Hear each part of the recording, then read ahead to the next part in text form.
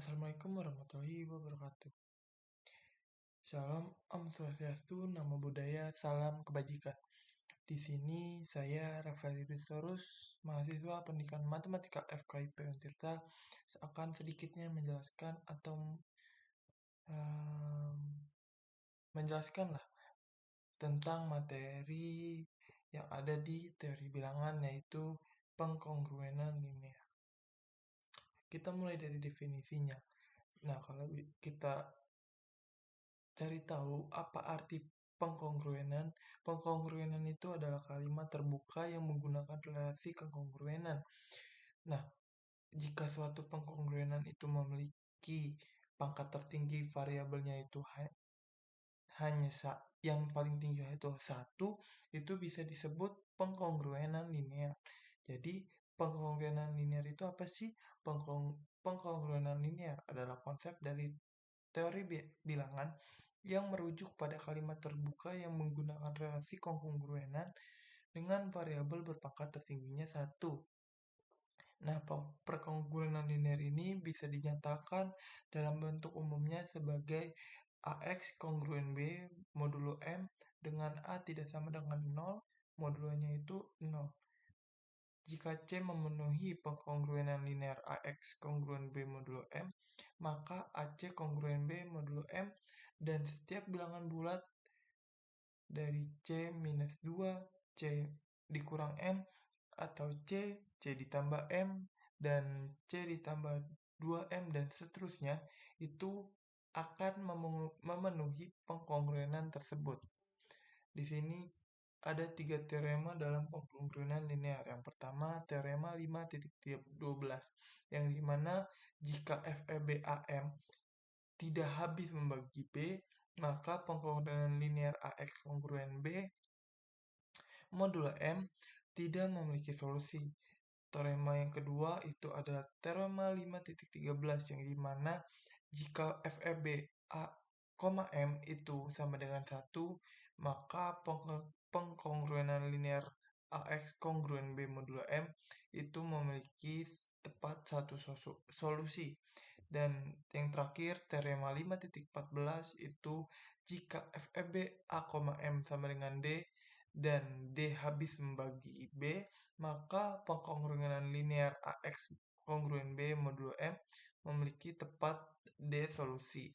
Di sini kita memiliki contoh soal, yaitu 5X kongruen 7 modulo 15. Jika kita lihat di teorema yang sebelumnya, itu kita harus mencari tahu dulu FEB dari A,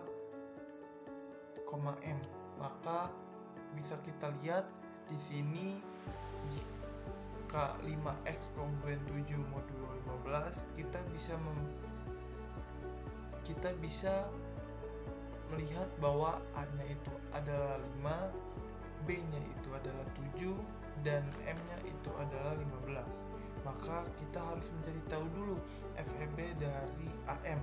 Maka kalau misalnya dari permasalahan ini, kita harus mencari tahu FEB dari 5,15. Nah, kita sudah tahu kan bahwa FEB 5,15 itu adalah 5. Dan kita juga tahu bahwa 5 itu tidak habis membagi 7. Maka permasalahan dari 5X kongruen 7 dan 5X kongruen 7 modulo 15 itu tidak memiliki solusi. Nah, kita lanjut ke permasalahan yang kedua. Permasalahan yang kedua itu ada di 5X kongruen 7 modulo 12, yang dimana kalau misalnya kita lihat teorema, kita harus mencari tahu dulu FEB-nya dari A, M.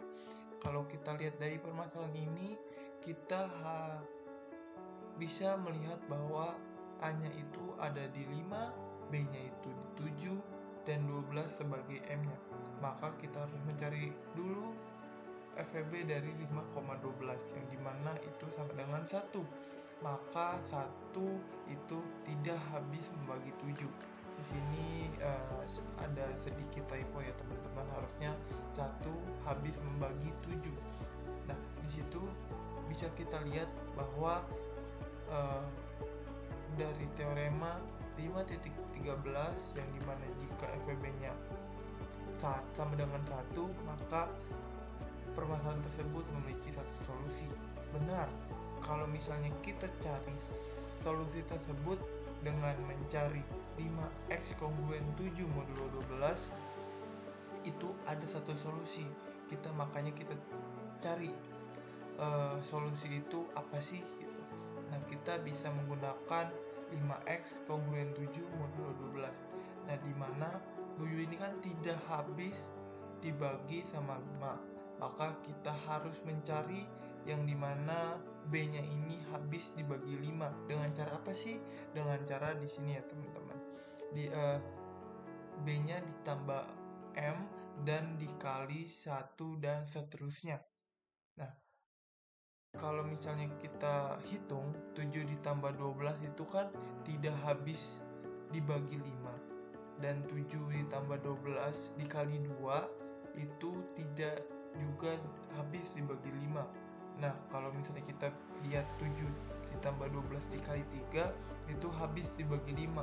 Ini tipe ya teman-teman, yaitu 55. Kalau misalnya 7 ditambah 12 kali 2 itu 7 ditambah 12 kali 3 itu hasilnya 55 ya teman-teman.